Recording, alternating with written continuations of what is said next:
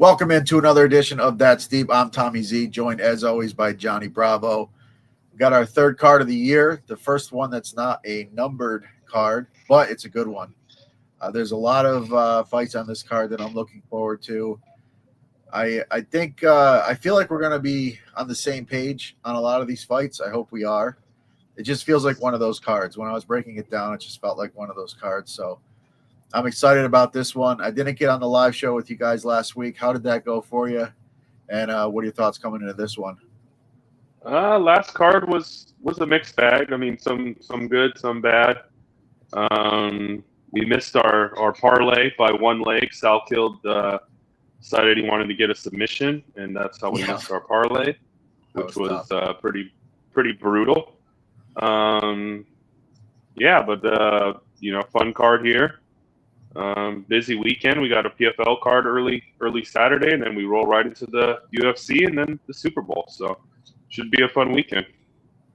Yeah, it's always good to there's always a couple little spots on the PFL cards that I like. So it'll be good to tie a couple of those things into the UFC and hopefully get some better prices on some of these favorites. There's some favorites that I like on this card, but they're juiced a little bit too much. That maybe a little PFL action can help with that. But yeah, I mean that was tough. I thought we had that parlay in the bag.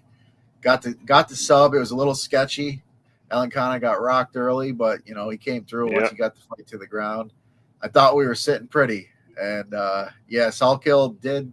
He is a grappler. I mean, he does grapple, so that was a path that I didn't really think was going to happen. I mean, Malarkey's never been subbed in the UFC.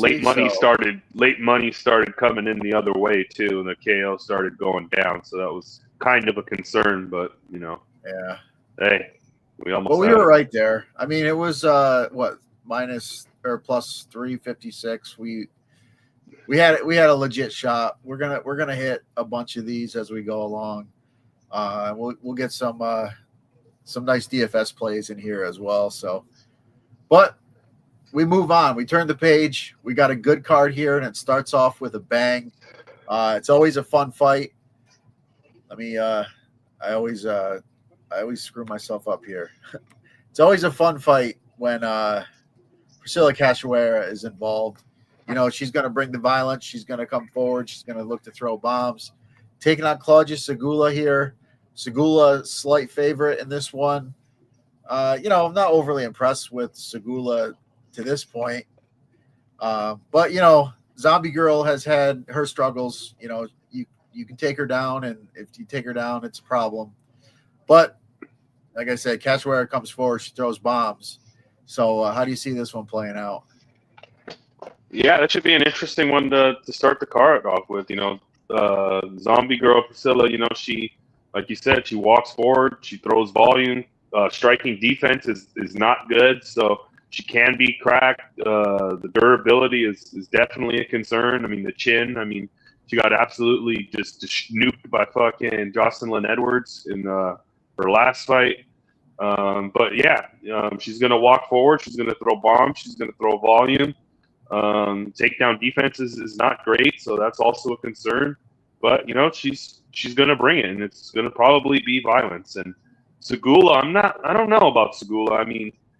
I don't know what really she's really good at. The striking looks pretty basic, doesn't look too great. I guess she can probably grapple. I guess that would probably be her path here, is probably taking down Cachoeira and getting on top and maybe ground and pound or a sub or something. I don't know. The minus 155 on Segula doesn't really feel great betting, but I don't know if I trust Zombie Girl. I don't know. I think the chin might be gone, but she's going to bring it. So, it's not really a bad dog shot. Maybe a shot on the under. But, yeah, I don't know. I guess I'm going to pick Segula with low confidence. But, yeah. Maybe, I don't know. By Saturday, I might, depending on Phil, I might take the dog shot on Cachoeira. I'm not sure. I think it's a good shot. Cachoeira, she's not a good fighter by any stretch. The skills are not there. She does take damage. She does get out grappled. But what I will say is the fights where she has looked incredible have kind of been in these spots where she's a slight dog fighting a fighter that doesn't really show the knockout power. It doesn't really show the ability to grapple at a really high level. Because, I mean, Cachoeira, you can take her down, you can beat her up on the ground, and, you know, she's been taken down and subbed, and she's been taken down and ground and pounded. But a lot of times she does fight, and she fights hard to get back to her feet. And I just feel like this is one of those fights where she's going to, if she does get taken down, I don't think she's getting submitted right away. I think she survives and just makes it a dog fight. Yeah. I think it's a clear advantage to her on the feet. Like, yeah, that's what I think. I mean, I think if it stays on the feet, it's just whether if she could keep it standing, I think she's definitely live. But man, yeah, that's the way I feel. Bad. But even so, like, if she does get taken down, I don't feel like Segula's got the game to just, you know, control, do a lot of damage. I feel like Cachoeira can work her way back to the feet at least a few times, make it a dog fight, maybe get Segula a little bit tired. I'm not impressed with Segula at all. I mean, at this point with Cachoeira, I mean, I bet her quite often. I always think she's got a puncher's chance, and a lot of times she comes through, and, you know, she's cast a good amount of tickets for me. But and, you know, there's certain times when I know she's actually going to just get absolutely grappled and destroyed, and I don't bet on her. But to me, this is a spot where I've bet on her in the past in these spots. I'm going to do it one more time. I think she's probably going to win by knockout. It's going to be ugly, but you know what? I'll take an ugly dog win to start the card. And yeah, you know, she's very live for the KO. KO number's not crazy. So you just bet the money line and it be what it is. But yeah, I just think she's looked bad in a lot of fights, but she has looked bad against fighters that are, I think, much better than Segula. So I'm taking. I don't mind fight doesn't go the distance. I don't mind that either. Yeah, I mean, it's very possible that if Segula does get the grappling going and she's successful over the course of a couple rounds, you know, she could find a finish too. I mean, Cachoeira, most of her fights don't go the distance. So I mean, yeah, the under in this one is not a bad look. All right, we move right along here. Next fight on the card, pretty interesting one.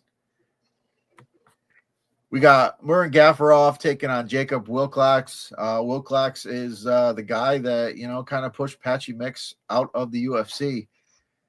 Beat him. He beat Patchy Mix in his last fight. It was a short notice, I believe. And, you know, looked decent in that fight. Had a good first round. Won the first round pretty clearly, I thought.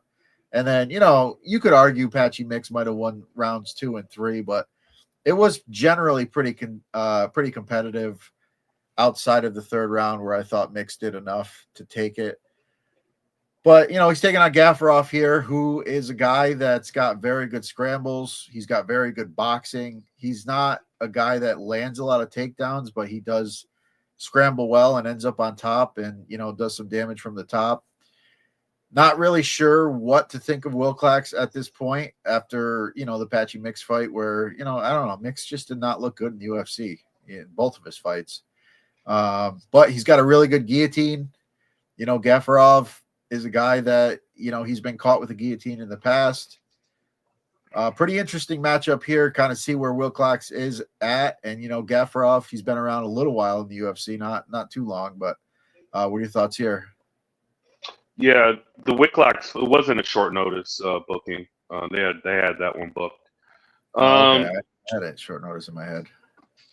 Yeah, no. Yeah, I mean, Wilcox is kind of he's an interesting, kind of entertaining fighter. I mean, he's wild on the feet. I mean, the striking is pretty wild, and, you know, he's there to be countered. I mean, but he has some decent pop in his hands. He's really good at scrambles, really good in the grappling department. You know, he can get taken down and get reverses, get your back. He's got, you know, submissions. I think he has like 16 subs. So yeah, he's he's more of a grappler and like a wild striker, but he's kind of like a maniac in there. You unpredictable. You really don't know what the guy's going to do, you know. And he kind of gave Patchy a bunch of problems in that fight. You know, he made it close. You know, where if Patchy was supposed to be who he was, it shouldn't have been close. But he's gone. So yeah, and then Gafurov, I kind of like Gafurov. I mean, I like the boxing. He's got good power in his hands, crisp, clean boxing. I mean, he can grapple if he needs to.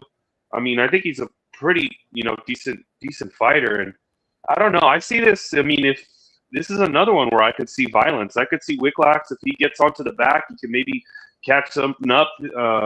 And then too, on the feet, if Gafurov's able to avoid the grappling exchanges and just keeps it on the feet and lands with the cleaner striking with the power, I mean, I could see him easily knocking out Wicklax. So yeah, I'm leaning Gafurov here to get the job done and probably knock out Wicklax, but it wouldn't surprise me if Wicklax locked up something. So I like the under, and I like Gafurov. Yeah, it's literally we have the same read on this fight. I think if Gafurov loses, it's by sub, but like you said, I just think the boxing on the feet, he's going to tear him up. He's going to rip the body. He's got nasty body shots. He's very crisp in the pocket. And I just think Wicklax is he's just a little bit too sloppy on the feet. And he's also, in that mixed fight, he pulled Gilly 4 or 5 times. He showed that he's got a good guillotine, and he had there's a couple times when it looked like he might catch it. But that led to him being on bottom a lot as well. And, it's tough to finish guys with the guillotine in this modern MMA world. And Gafurov is really good in scrambles. So, I think outside of him getting caught with just getting in a really bad spot and getting caught with something, I just don't see it. I think overall Gafurov I don't know. I just think he's a level above, Wicklax, solid debut, give him credit, looked solid. But I mean, I just watching that fight back, Patchy Mix, even in the first round, he just looked like he was sleepwalking. And, when he got the early takedown, ended up on bottom, and you could just see him looking away, oh my God, I can't believe I'm on bottom. And it just was I don't know, man. I don't know what it was with Mix. He came into the UFC. I thought he was really good. I thought he was going to be a guy that, contended, and just never got the ball rolling. So not really sure what to think about, where Wicklax actually is at. But I think if Gafurov gets the striking going, I just think he probably eats him up on the feet. And even in the grappling department, I could see him landing on top more times than not, landing some ground and pound, and just being the stronger of the two. All right, we'll move right along here. We've got Wang Kong taking on Eduardo Mora, women's flyweight division. Wang Kong, for the most part, has looked pretty good in the UFC. She had that one setback, but got very good striking. Overall, pretty good, solid takedown defense. Taking on Mora here, who, Mora's not bad either. She's got good grappling. I mean, that would probably be her path here if she could get Kong Wang to the ground. But yeah, I mean, Wang is a pretty solid favorite here in this spot. How you looking at this one? Yeah, I mean, Kong Wang, I mean, she's, she came in with all the hype fighting, she fought Valentina Shevchenko, a very, very credentialed kickboxer. And, she came in, she absolutely destroyed, girl, I forgot, I'm blanking on her name. It's Victoria Leonardo. She did what she had to do, absolutely starched her. And then she had that, kind of the slip up with Gabriela Fernandez as a massive favorite. She the head kick and then got submitted and choked out. But her, I mean, she bounced back with 2 wins after that and looked pretty good. And yeah, we know what she brings to the table. She's a really good elite kickboxer, striker. The grappling, I mean, it's not the worst. I mean, she can grapple a little bit, but that's not really her game. So yeah, she's gonna want to keep this in the pocket and use her kickboxing. And Yeah, Guatemala is like she's a big girl. More of a grappler, like you said. She likes to grapple. Striking kind of basic, one shot at a time. Um, Concerns with me with her is her cardio. She slows down later on in the fight. She tends to slow down and lose third rounds.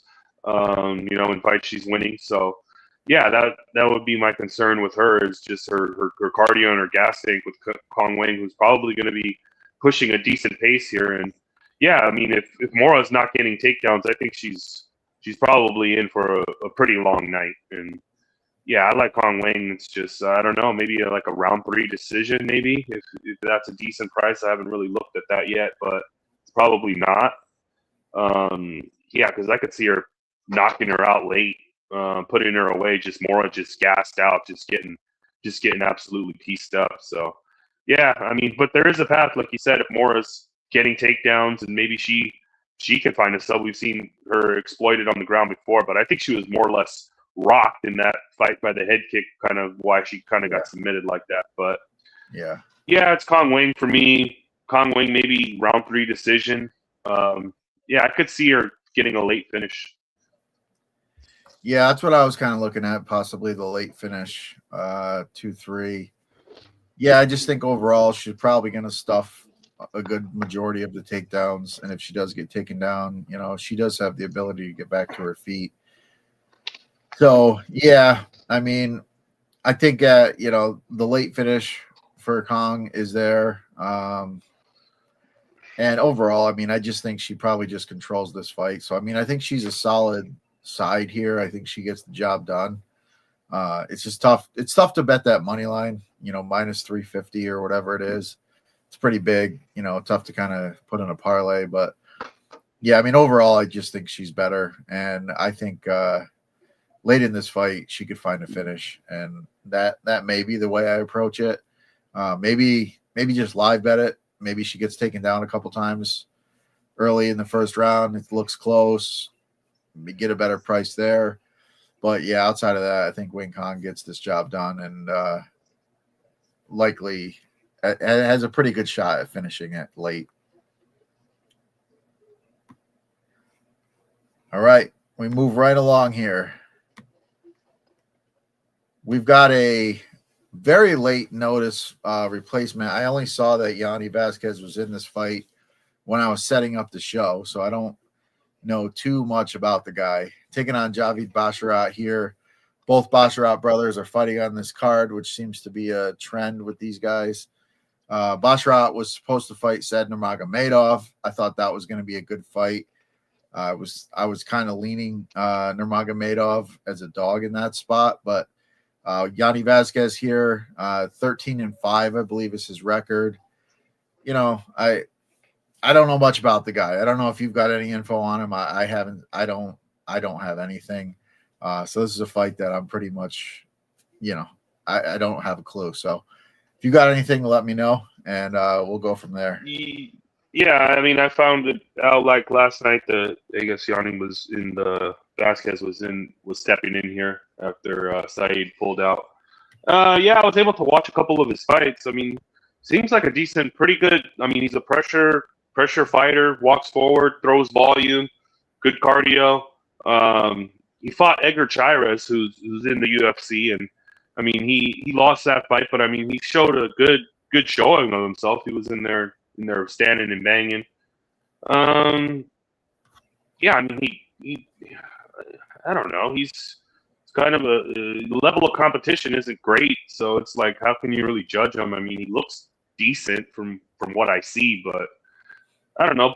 Basharat, I'm not really a big fan of this Basharat. This guy's, kind of a fluke. He's flake. He's not the greatest. Ricky Simone absolutely starched him and put him away with one punch. He's been off a year.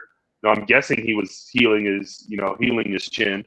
Was a massive favorite against Ayman Zahabi and blew that. I mean, I think that's probably he was that big of a favorite because I think the books were kind of slow in realizing Zahabi might be kind of good.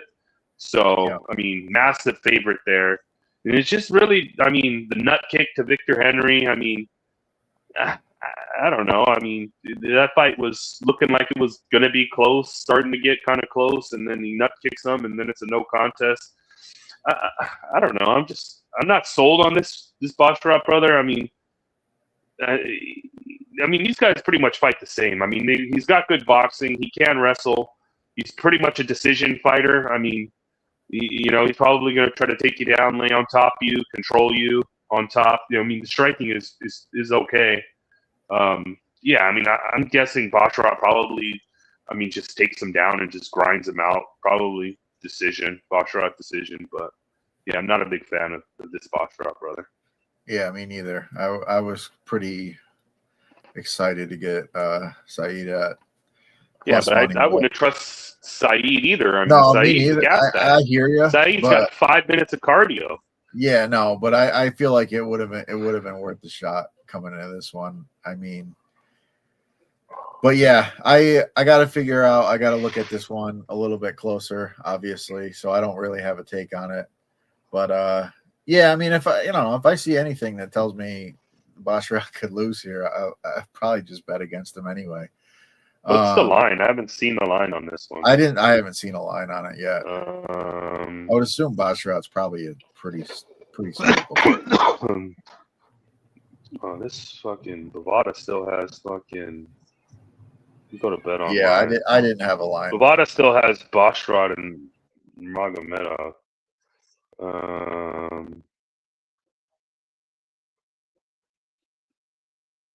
Let me see.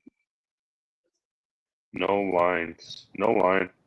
Yeah, we'll probably get something by tomorrow. We'll see what it is, but yeah, I don't know. I mean, I'll probably just look at it live and see, if there's anything that's worth betting. But I'm not gonna go running to bet that fight.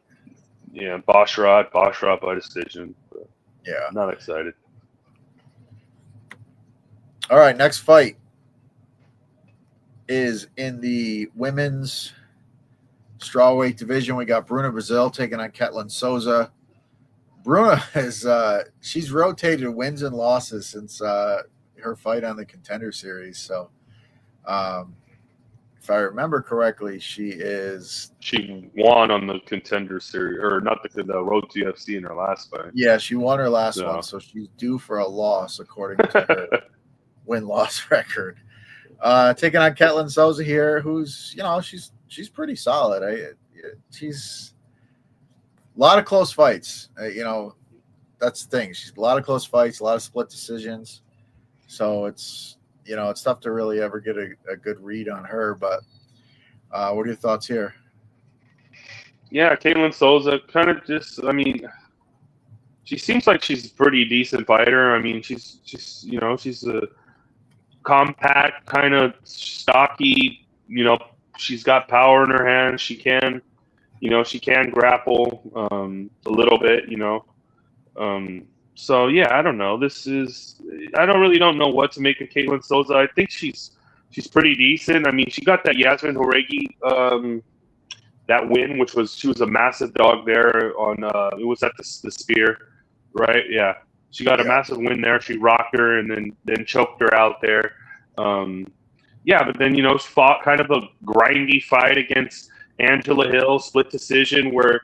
It's Angela Hill. Every fight's a split decision and just flip a coin, But, it was a decent performance, but she was kind of getting outpaced there by Angie. Angie slowed down later in the fight, and she won I don't know. It was a close fight. She had a close fight with Angie. Yeah. And then Piera Rodriguez, I think is pretty decent. She lost that one, but she's got some skills. She can wrestle a little bit. She's got some striking. I think she's a pretty decent fighter. She's okay. And then Bruna. She's gone to the Fighting Nerds. You've seen some improvements from her since going to the Nerds. She's made some strides there, but I just don't know what she. I don't like another one of these fighters. I don't know what she's good at. The striking is not great. The grappling, okay, you took down Molly McCann and destroyed her on the ground. Okay, whoop-de-doo. Anybody can do that. But yeah, just a mid, basic, low-level women's fighter. yeah, I mean, money's came in a little bit on Souza. I liked Souza earlier in the week when I think the line was a little bit closer, but it's kind of going Souza's way. I think Souza wins. I think Souza by decision isn't a bad look. Yeah, I just think she outworks her and just grinds her down and just does more. Yeah, that's pretty much what I think. I mean, she never, outside of that one finish, she never really shows like real dominance. So it's tough to get, too excited to back her. But I mean, her losses are not the worst, and they were competitive. I mean, she was taken down a lot by Piera Rodriguez, but I believe she still outstruck her. So, even when she is taken down, she is competitive. So, yeah, to me, I just feel like she's just the stronger of the two. So, I like Souza here. I think she wins. Confidence wise, I just can't be too confident, but I think Souza gets the job done here. All right, our next fight is in the welterweight division, and this is I mean, we got Nikolai Veretennikov taking on Nico Price. 3-4 years ago, I'd be running to bet Nico Price in this fight. But recent form, he hasn't looked the greatest. He's always pretty active. He's a decent scrambler. He's got power. And he was a guy that was always in wars, and those guys tend to fall off pretty quickly when they fall off. But Veretennikov, I mean, he sucks. Like, he doesn't do anything good. He can be taken down and dominated on the ground. He's got solid striking. He's got good striking, but it's he's pretty low volume. So this fight, to me, I mean, I don't know what to expect from either guy. I think maybe Price, if he wants to wrestle, he could have some success. But yeah, I mean, it's an ugly one. What are your thoughts here? Yeah, this is I mean, Nico Price in 2026. I mean, whew. I mean, this is I think this is a late put together fight too. This got put on, I think, this week. So this is super short notice here. I mean, Nico Price is, I think guy's absolutely done. I think he's cooked. I think he's got no chin. The chin is gone. I mean, Robbie Lawler absolutely just fucking sent you to outer space. I mean, in that version of Robbie Lawler does that to you, then, I mean, yeah, it's probably time to hang it up. Yeah, but he's got like 10 kids, so he has to fight and make money. So I mean, it's his job. Yep. So what can I say? Yeah, but I mean, the boxing is okay. He's a pretty decent striker. He can lock up some subs. Submission game is decent, but yeah, cardio, big question at this point of his career. And this is short short notice, so it's like, how's that going to look? How much time? What is he got? 5 minutes, 7 minutes in here? Right. Yeah, I think the chin is gone, and yeah, it's just a rough look for Nico Price. And yeah, Veretennikov, I'm not really a big fan. Vanderford absolutely just rinsed and washed him on the ground. Absolutely, destroyed him. Had some fucking piss poor sportsmanship, and that one started to. After he got destroyed, he got up and started, wanting to fight more. Like, dude, you just got fucking destroyed. What are you doing? Like, I hate people like that. They get fucked up, and then afterwards they still want to fight. Like, come on, dude, right. I just smashed you. And the Danny Barlow fight. I mean, I guess he showed a decent showing for himself in that fight, even though he lost. But we later figure out that Danny Barlow is not who we thought he was. Yeah, I don't know. He's a pretty decent kickboxer, pretty decent striker, has some pop in his hands. I don't know. I just don't trust Nico's chin. So, yeah, if I was betting, I'd probably take a Veretennikov KO. But, yeah, I'm laying the juice on Veretennikov. Not excited about it. Betting Nico Price, definitely not. So, yeah, I have to probably look to a Veretennikov KO if I'm betting it. Yeah, this is one that I'm going to avoid. at all costs. Maybe an under. Maybe an under.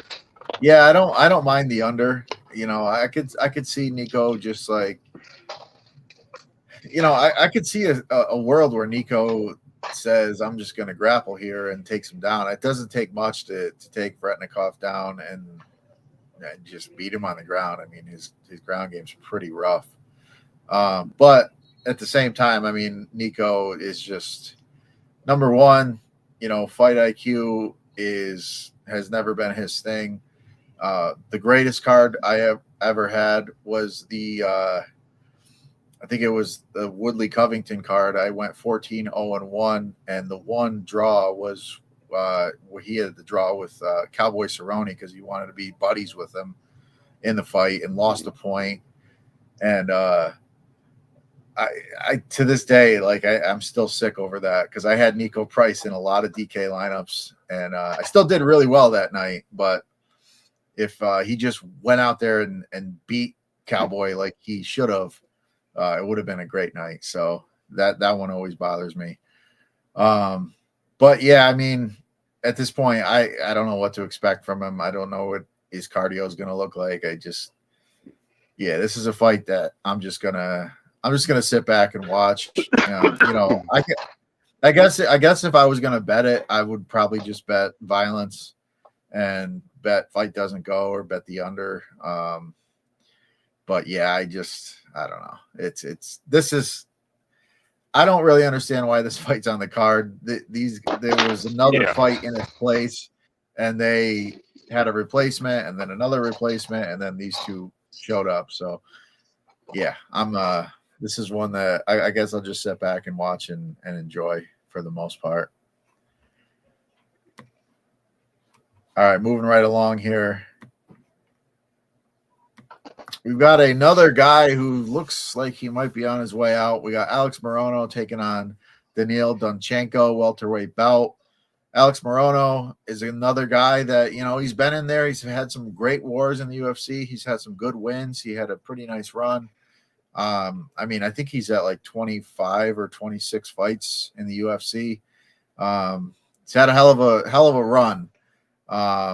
Taking on Daniil Dunchenko, who just came off a great finish in his debut. Morono's chin, you know, he's been cracked a few times now. He's got good striking, but you know, the cardio has not looked the greatest as of late.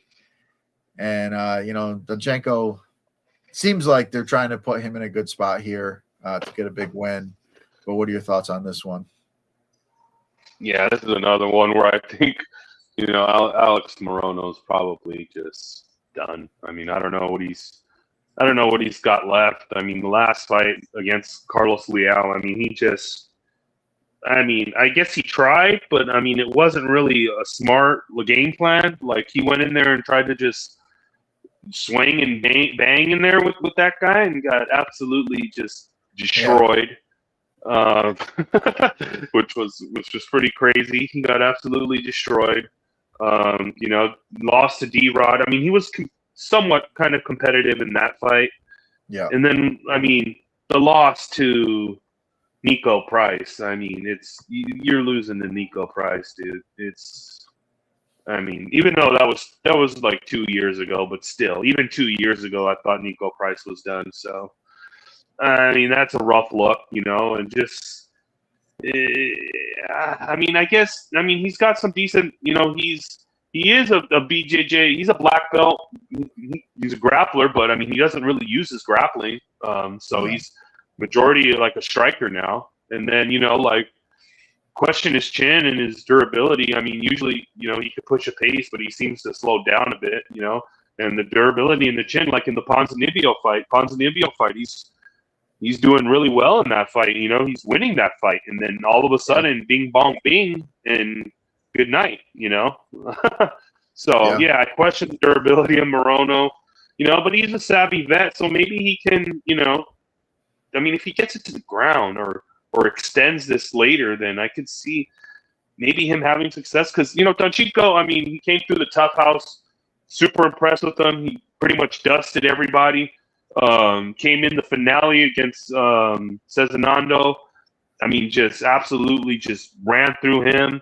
I mean, the guy walks forward, he throws big bombs. You know, where he can be kind of taken advantage of is in the grappling department, but I mean, he has pretty good get-ups. He can get taken down, but he does a good way in powering his way back up. Kind of maybe question the cardio if, you know, because one of those fights in the Tough House, it did go 3, and he did somewhat kind of slow in the third.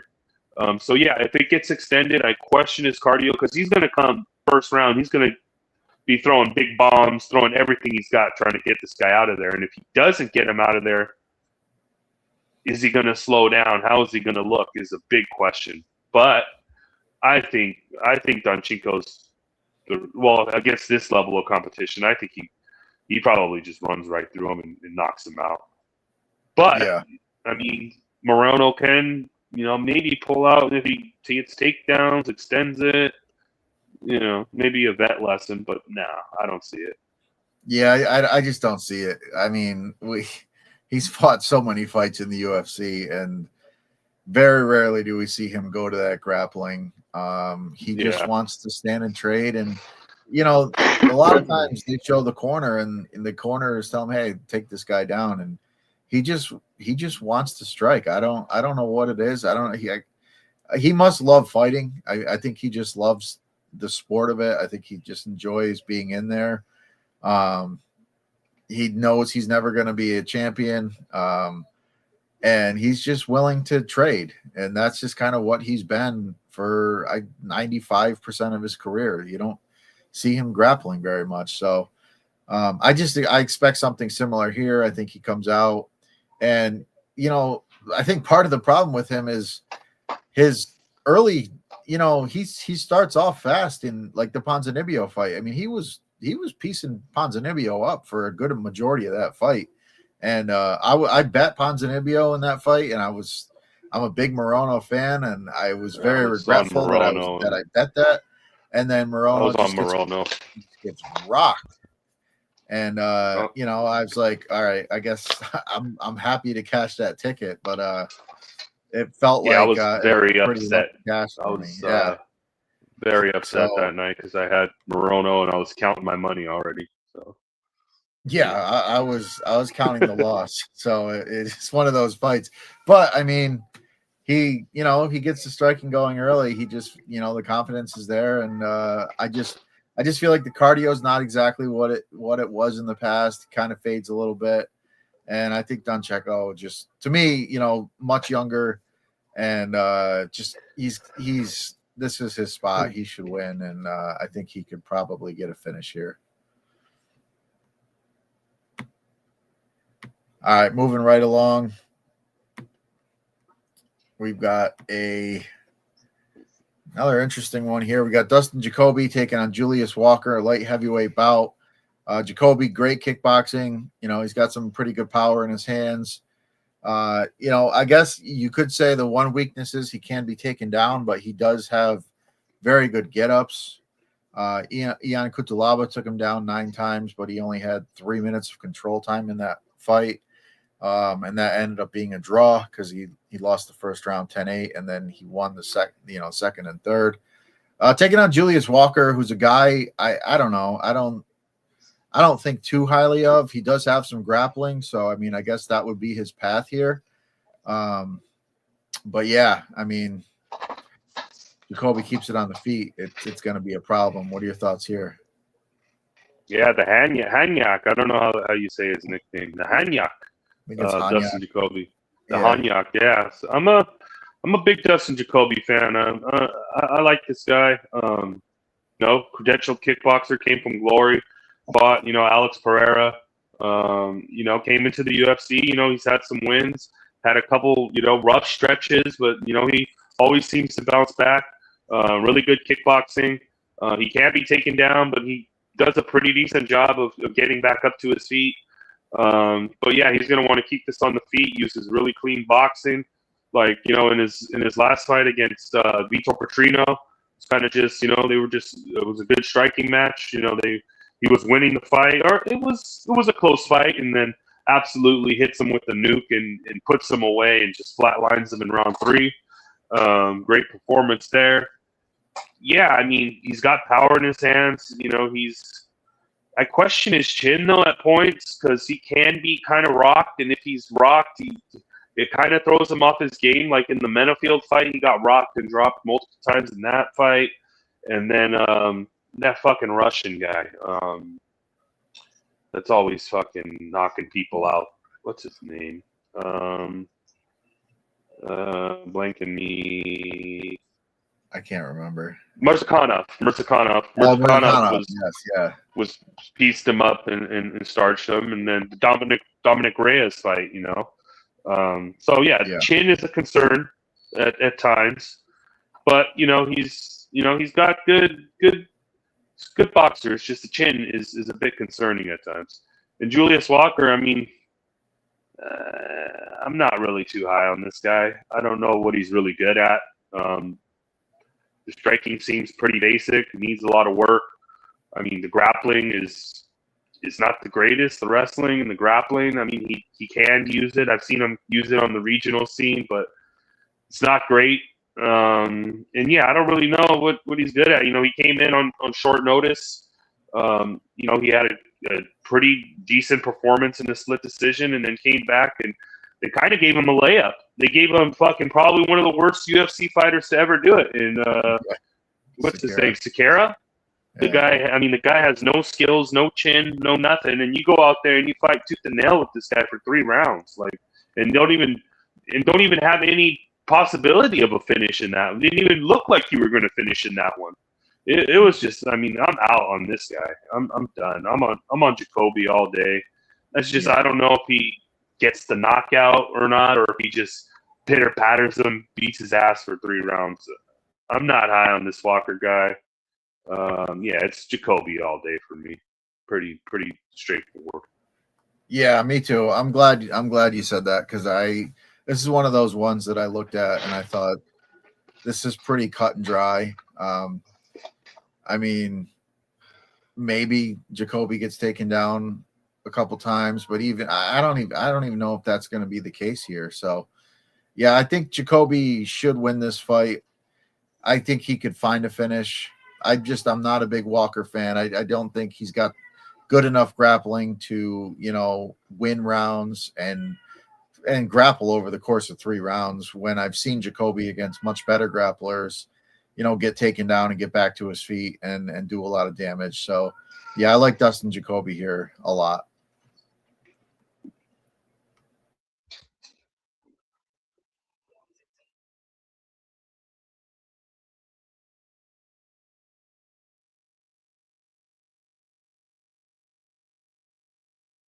All right, that brings us to our next fight. We got Gene Matsumoto taking on Farid Basharat, the other Basharat brother, who to me is the better of the 2 brothers. But, you know, still leaves a lot to be desired. I mean, he goes to decision quite often. Matsumoto has shown, you know, he's fought some pretty tough guys in the UFC. He's had a pretty nice little run. To me, again, this is kind of a, you know, this is pretty close fight here. I don't know. I've gone back and forth on this one. Kind of like Matsumoto, but, you know, Basharat does have the ability to grapple and, you know, control a decent amount. So kind of curious where you're at on this one. Yeah, I think the line's a little wide here. I don't know. I'm a fan of Matsumoto. I mean, he looks like he's a good prospect. I mean, the Rob Font fight, I thought he won that fight. I thought he did enough to win that fight. I mean, he was getting takedowns. He was kind of, you know, I mean, the only way you give it to Rob Font is he probably landed the bigger shots, but I think Matsumoto got takedowns and landed more volume. But you know, they scored it for Rob Font. You can't really affect him there. But yeah, he looks good, decently well rounded. Can grapple if he needs to. Can push a pace. Good cardio. Good volume. Good striking. Yeah, young kid. A lot of potential on this kid. I think he's only got that loss to Rob Font, and other than that, I mean, he's looked pretty good. And yeah, it's this Basharat brother. I mean, not a big fan of these guys. But I guess he's good, but I'm just not a fan of his style. I mean, he's got good striking, and it's like he's gonna try to take you down and just lay on top of you and just take you to a decision. He's not really a finishing threat. You know, he's got good. I mean, he's shown ability to lock up a sub and do it, and you know, has pretty decent BJJ on the ground. It's just he's rather just lay on top and just pitter patter you and win a decision. You know, yeah, I don't know. I mean, I thought about maybe taking the dog shot with Matsumoto, but then it's like I could just see it where fucking Basharat's just taking him down and just laying on top of him for fucking 3 rounds, which would be my concern, you know? Because if it's on the feet and at distance, I think it's a pretty close fight, and I kind of edge Matsumoto, but this Basharat's got really good takedowns, really good, you know, wrestling, so it's like, man, I don't know. I think the line's wide, but I could see kind of why it's wide, but I don't know, man. This is a tough one for me because I want to take the dog shot on Matsumoto. It's just I don't know how live it is, and I don't like betting Basharat. And it's probably a Basharat decision. There's value on Matsumoto, but Basharat probably wins the decision. So, yeah. That's where I'm at. So, yeah, it doesn't clear up anything for me because you have the exact same read as I do. Yeah, I mean, if I'm betting Basharat, I'm betting Basharat by decision. I think he wins by decision. I still kind of want to just bet Matsumoto. I don't know. I think he's a live dog here. I think this is a very interesting fight. You know, and it could come down to how it's judged. I mean, it could come down to who's judging it, and you know, is the control time. I mean, Basharat, to be fair, it's not like he's only going to be a grappler. He does have good striking, so yeah. So I guess I don't know. I guess I'm going to go ahead and, for the purpose of the show and making a pick, I'm going to say I'll go Matsumoto here as a dog shot. But yeah, I mean, I don't hate the Basharat decision. I'll go Basharat decision official. Yeah, but I mean, I don't love it. I want to bet Matsumoto, but I don't know. Yeah. I guess it's a Basharat decision. Probably a boring fucking lay and pray. Fucking go fucking take a piss, grab a beer. Yeah, could be one of those fights, but you know, we'll see. I mean, I guess I don't know. Maybe you know, we look at it live and see what we get live and go from there. But we'll move on.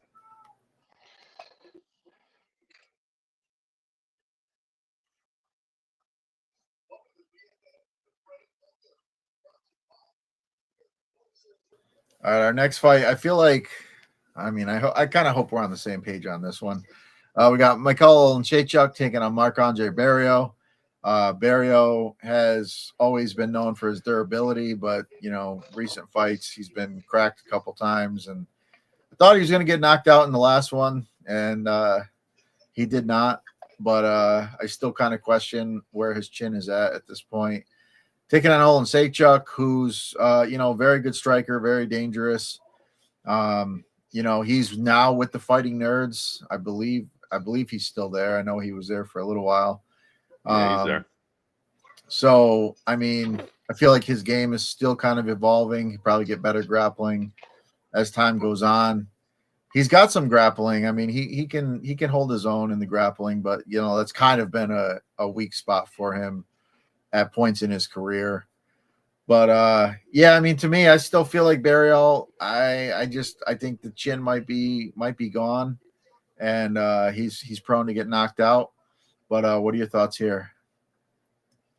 Yeah, I mean, Mikey O has really impressed me. His next, since he went to the Fighting Nerds, you know, he's really impressed me. I mean, just the couple fights he's had, and just, I mean, he's coming out and just absolutely running through guys, just absolutely starching them. And yeah, I mean, he's looked good. You know, I always thought he was a pretty decent fighter. It's just always his Achilles heel was kind of just guys that can just take him down and rinse him on the mat. That was always his, Achilles heel, getting taken down and just getting subbed.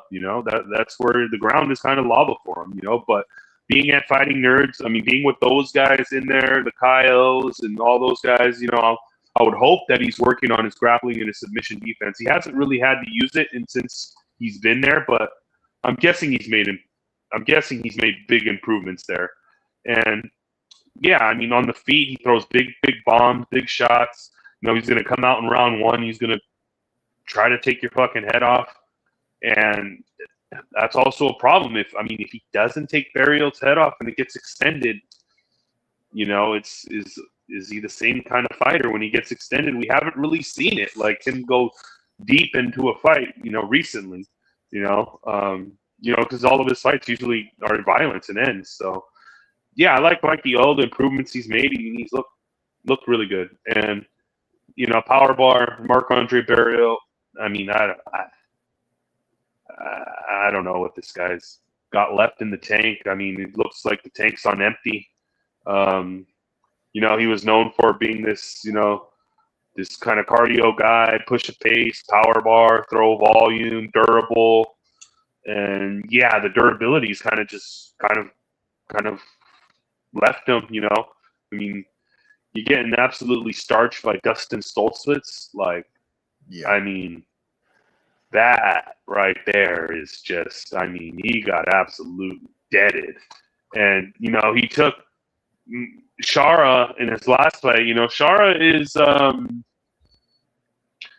Shara doesn't have a lot of power. He's a really good striker, but if he's not hitting you with those fancy spinning elbows or something like that, then his hands are kind of pillow hands. So, yeah, he put a lot of damage on Barrios, just wasn't really able to get him out of there. And then, he's got the win, but the win's against fucking Bruno Silva, dude. Like, that guy is just absolutely cooked. Like, and yeah, I don't know how much power bar's got left in the tank. I think the power bar is on E.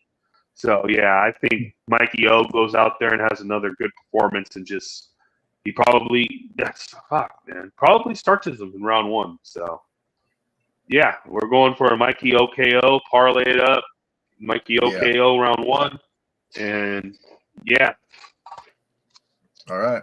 So we're on the same page there. I feel the same way. I feel like, yeah, I mean, Barrios did get through 3 rounds with Shara Bullet, but yeah, Shara Bullet he's popping in and out, and he can land big shots, big kill shots, but it's got to be precise for him, and it just wasn't in that fight. But I didn't think Barrios looked very good. No, he looked terrible in that fight. Yeah, I mean, he didn't look good. He just made it through. So I'm gonna go ahead and think he probably gets knocked out, and yeah, Mikey O gets it done here. All right, we move right along here to a heavyweight bout. We got Jalton Almeida, who's kind of fallen off a little bit recently, taking on Rizvan Kuniev. Kuniev had a pretty good fight with Curtis Blades, pretty competitive fight. Almeida, absolutely dominated the grappling in his last fight, but didn't throw anything. Ended up losing that Volkov fight. We were on opposite ends there. I know you were not thrilled with that one. I was happy to squeak by, but I don't know. Kuniev is he's a big, strong heavyweight. He's pretty durable. He's been in there with some pretty tough guys. He's popped for the roids in the past, and who knows what he may or may not be on here. But what are your thoughts here? Yeah, this is I mean, I thought Almeida got robbed in that fight. I mean, it was a robbery. I mean, if you're getting held down and absolutely dominated and landing little rabbit punches from the bottom, that should not count as landing damage. I mean, if you're getting on top if you're on top and you're mauling the guy, but he didn't throw a punch. He didn't throw punches. He didn't try to finish him. Yeah, that's bad on him. He can get like that. Like in the Derek Lewis fight, he did the same kind of thing where he just kind of kind of just laid on top and just controlled him. You know, he got the win there. And then the Volkov fight, it wasn't a great performance, but I thought he probably edged it out. I mean, Volkov didn't really do much in that fight except a little pitter patter from his back, you know, and, you know, Almeida was on top, but, you know, it was a close fight. And if, you know, you gave it to Volkov, I guess so. But yeah, we know what Almeida's going to do. You know, he's going to come in here, he's going to shoot in for that single leg, he's going to drag you to the ground, and he's going to get on top. And I don't know. He left. I think his coaches left, so I think he's at a new gym now. That was kind of weird after the Volkov fight. I think his coaches just were out, and so yeah, I'm not quite too sure where he's training now. Let's see. It might be a good thing for him, honestly. Yeah. So yeah, wherever he's at now, you know, hopefully he's getting some better coaching because he's got all the skills. You know, if he's going to drag you down to the mat. You know, he's got really good wrestling, really good BJJ. He gets you down. You know, he's got good ground and pound if he lets his hands go. It's just I don't know what it is with this guy. He just doesn't want to, like, I don't know if he's afraid of losing positioning or whatnot, but you know, he's gonna take you down. That's one thing. He's gonna get it down. Is whether he lands damage or not. You know, that's the thing. You know, the striking's pretty basic. He does have power in his hands, but he doesn't really throw his hands. He throws a nice, you know, teep kick to the body and usually just shoots in for that single leg. Yeah, he's going to get takedowns here. That's not a thing, but it's whether he can get the finish. And, you know, he can be kind of wobbled on the feet. We've seen him kind of like he doesn't want to be punched. That's another negative thing. It's like when he gets punched, he doesn't like getting hit. That's one thing about him. And, you know, Kunyev, I mean, the Curtis Blades fight, his debut in the UFC, I mean, he looked good in that fight. You know, he looked pretty good. I mean, I thought he probably edged out a win there. Somehow they gave it to Curtis Blades. You know, but it was a pretty close fight. You know, I thought it was pretty close. You know, I see a lot of people like, oh, it was for sure Kunyev and all this, but I thought it was a pretty close fight. You know, it was. Yeah. And, you know, he's got good striking. He's got power in his hands. You know, he's cracked for the roids before in PFL. So, yeah, I don't know. This is for me. I got to ride with my guy. I'm riding with him one last time. He's going to get the sub here. He's going to finish him. I got to ride with him one last time. And if he lets me down here, I'm fucking done. Yeah, I feel like I have to pick him. I do think he is going to control a good majority of this fight. I hope he just unloads a little bit more. Just, you know, even if it's just, you know, medium punches, just do something, just do damage. Like if I'm a coach in his corner, I'm saying, hey man, just throw some punches, you know, solidify the rounds. And, you know, if the opportunity presents itself, go for the sub. And that's kind of, I mean, I don't know. Kuniyev's a tough guy. And, you know, USADA's gone. There's a very good chance he's back on whatever he was on before. It seems like there's plenty of guys in the UFC now that are on something that wouldn't have gotten away with it 3-4 years ago. But yeah, I don't know. I just think if he gets him down, he can control him, and I just hope that he just tries to do a little bit more damage or go for submissions more. You know, make it look a little bit better for the judges, and yeah, and just get the job done. All right, we move on to our co-main event of the evening. Another guy that I kind of question where he's at in his career. We got Amir Albazi taking on Kyoji Horiguchi.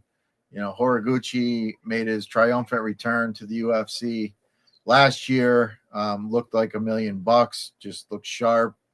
Looked like the guy that was in the UFC years ago before they got rid of most of the flyweights. And Albazi is a guy that, you know, he was up at the top of the division. He has a win over Kai Kara-France, but you know, it's pretty hard to really say that was an actual win. But he got the win on the scorecards, and I guess that's all that matters. But had a back injury, came back, fought Brandon Moreno, you know, did not look great. You Yeah, so I mean, I guess it will be, we'll see where he's at health wise. But Horiguchi, he looked like the guy that he's always been. He's an older guy now, but it looks like he's still got a little something left in the tank. What are your thoughts here? I mean, this line is kind of crazy, right? I mean, it is. I get it. I get it. Like Albazi, like you don't know what like Albazi has left in the tank. I mean, the Kai Kara France fight. I mean, he won, like you said, he won that, but it wasn't really a great performance. I thought Kai won that fight, and then like the Brandon Moreno fight was just. I mean, that fight. I mean, he looked absolutely terrible in that fight. And it's like injuries, back injuries, surgeries. I mean, they catch up to you, and you're getting older. It's he's more of a wrestler. I mean, the striking, he can strike a little bit, but it's not the greatest. But he's got really really good wrestling, really good grappling if he can get it going.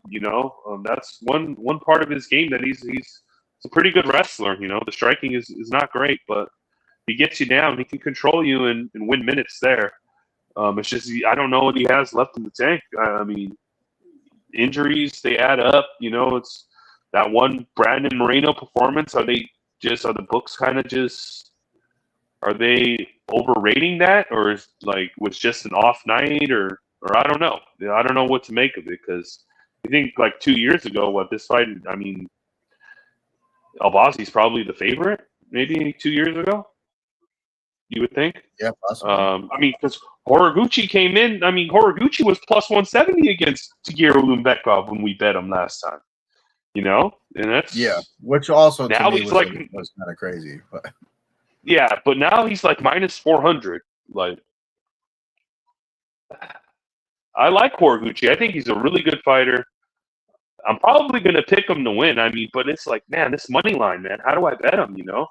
It's like, I don't know. It's rough getting there. You want to put him in a parlay? I mean, I guess you can put him in a parlay, but I don't know. I think he wins. I just think it's way too wide. Horiguchi's going to probably, that, and one of Horiguchi's kind of things is the getting taken down and kind of getting wrestled. So, I mean, I guess if Albazi comes out and implements that kind of game plan where he wrestles heavy for 3 rounds, I mean, I can see him winning, but I just think right now Horiguchi is just he's the more motivated, the more uninjured, let's say. Wouldn't say he's in his prime because he's already older, 37. Yeah. So, it's time to go. It's, you got to go out there, get on a little run. And, I heard, they said they offered him, I was listening to something, they offered him the Brandon Moreno fight. And he's like, yeah, let me fight this fight and then take the Brandon Moreno fight in 3 weeks. And they ended up giving the Moreno fight to Loner Kavanaugh, which was a pretty interesting fight. But yeah, that's a good one. Yeah, I mean, I think Horiguchi should just be able to do his work and just be able to piece up Albazi on the feet, and just, I don't know, does he finish him? Does he run through him like he did Tagir? Tagir is kind of a gas bag and kind of slowed down, and that's maybe how Horiguchi got the late finish. I don't know. I guess it's probably Horiguchi by decision. I like Horiguchi to win. It's just, I don't know how I'm going to bet him, but yeah, probably decisions. Yeah, I like Horiguchi with the overs. I do think there's a shot that he finishes him because Albazi could just be completely cooked, and we find out, Saturday that's the case. But I think, to me, I just feel like Horiguchi's just in a much better spot here, and I think he wins. But Albazi is tough. And he's one fight removed from, I guess, that back injury, so he could be a little bit stronger in this one, and hang in there. But I think activity wise, I think Horiguchi's got the advantage there. Just overall, I've always liked Horiguchi. I mean, he was really good when he was in the UFC previously, 6-7 years ago, whenever that was, but he was good then. He's still good now. And, he's on a title push now. You think you think he gets maybe 1 or 2 more?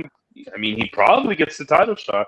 You know, and Exactly. Pantoja was pushing for him to get a shot and fight him for the Yeah. title. So Yeah, and you I know, mean it's all those guys are good friends, and now Pantoja's not the champ anymore, so it yeah. makes it a So little it's easier doors to wide open. book that Yeah. fight. So You go yeah, out I there and put mean, on a good performance here, and then maybe one more good performance, and you're probably right there for the belt.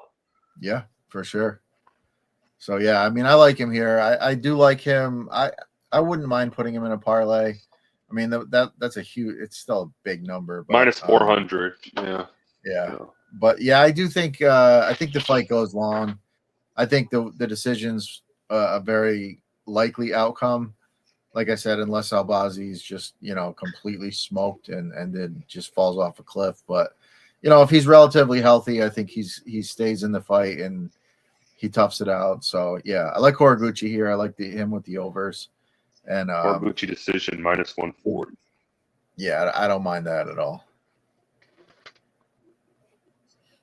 All right, that brings us to our main event, and another good one here. Mario Bautista was a guy that everyone was down on after the Aldo fight.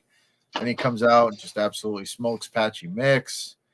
Lost to Umar, which is, it's not the worst thing in the world, although Umar did not look the greatest in his last fight, but he's still Umar. He's still a tough out. Taking on Vinicius Oliveira, who's kind of taken the UFC by storm since getting here.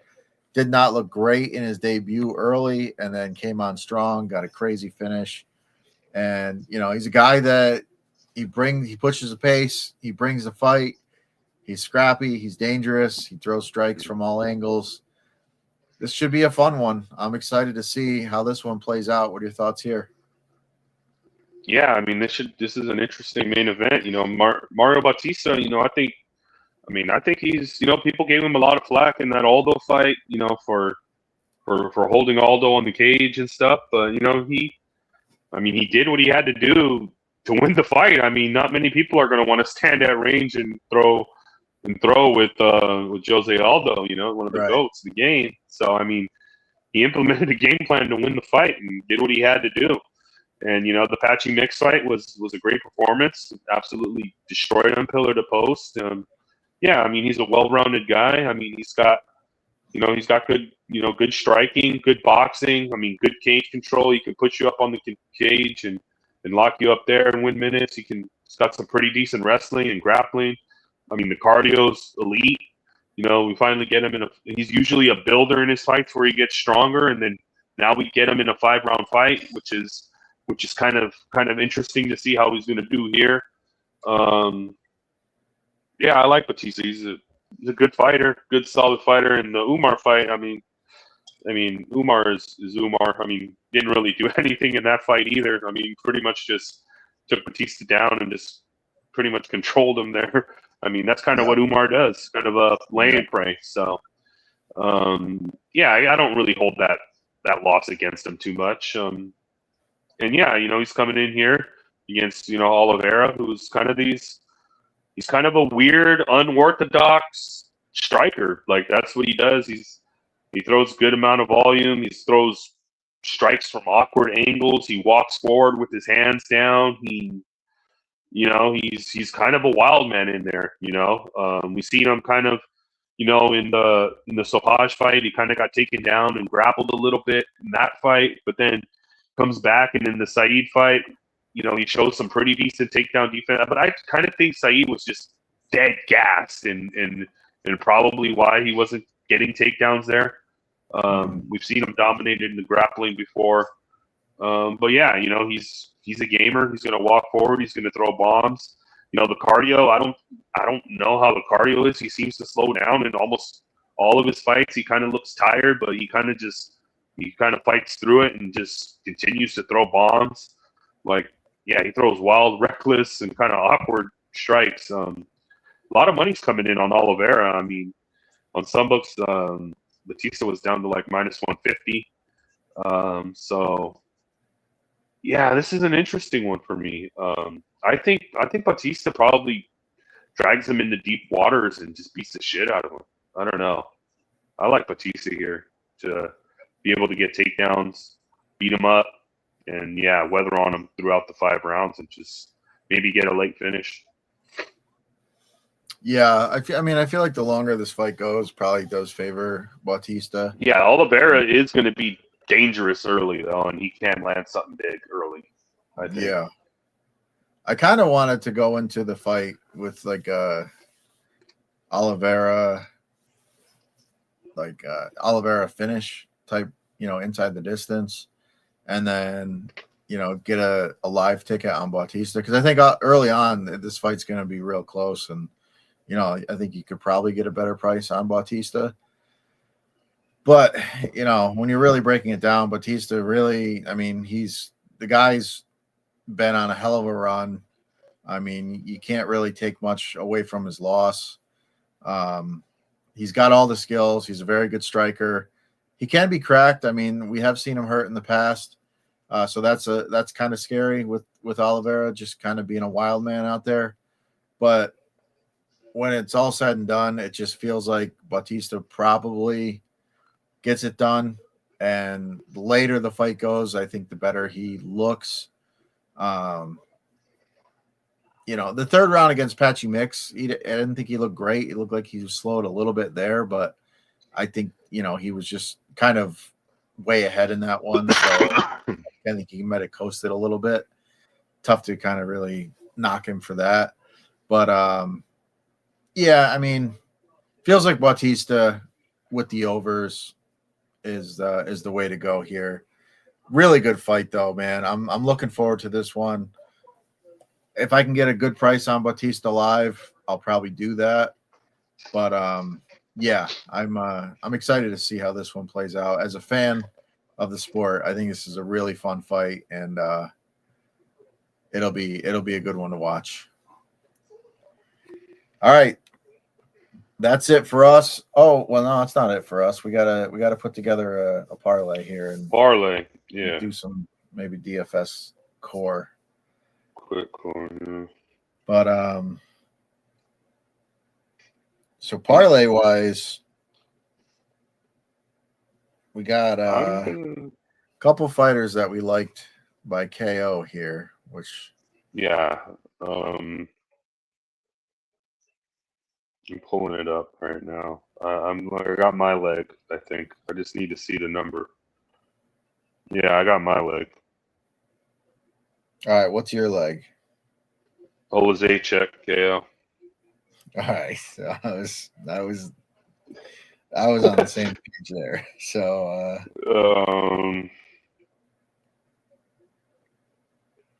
about Horiguchi decision. I don't mind that. That was the next fight I was looking at. He's the next guy that I feel pretty confident in. I feel pretty confident in Dustin Jacoby as well. Yeah.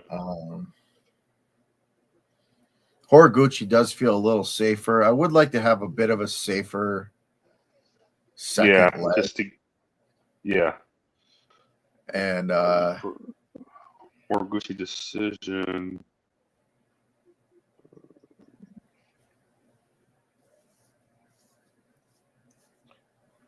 With that, it is plus 157.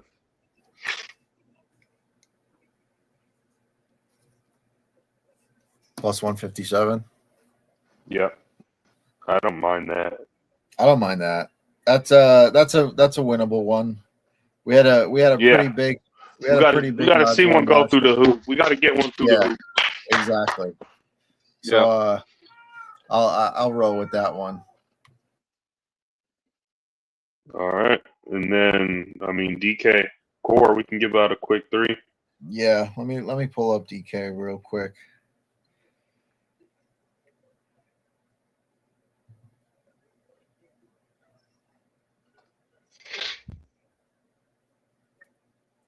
Let's see what we got here.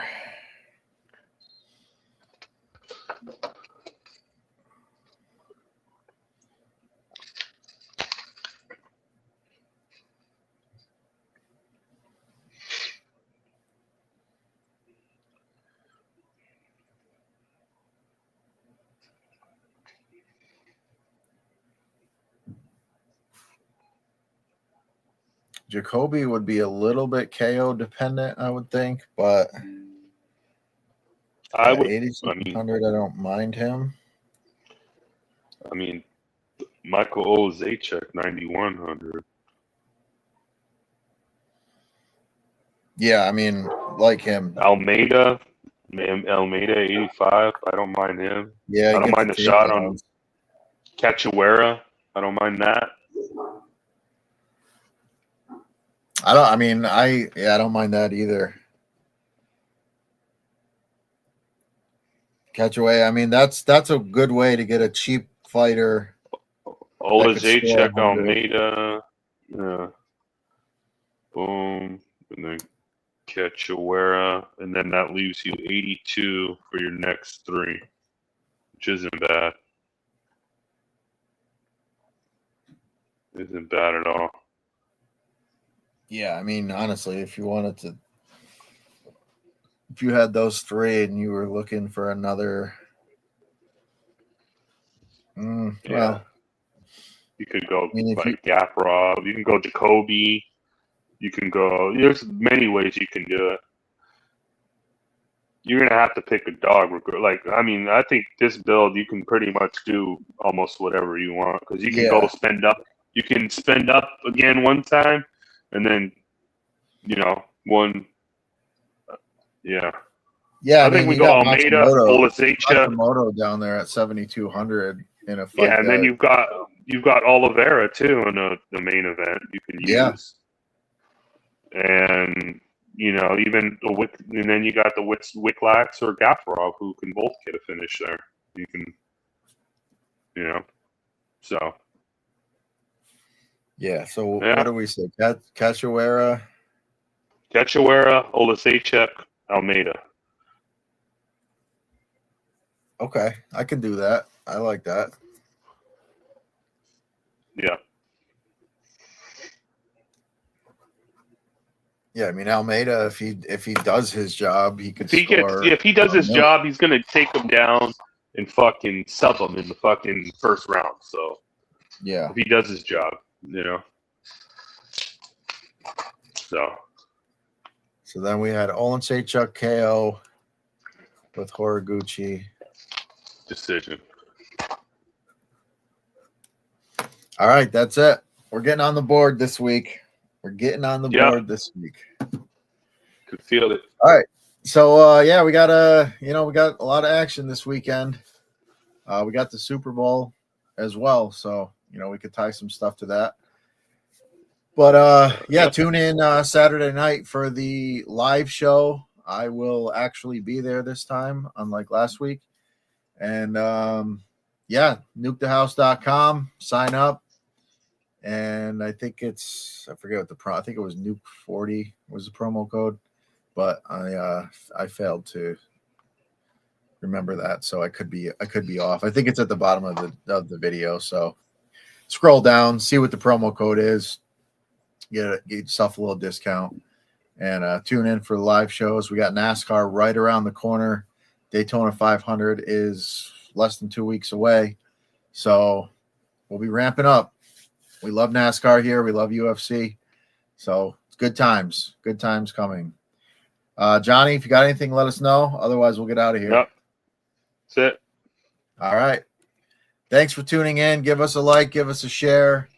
And we will see you this weekend. We're out.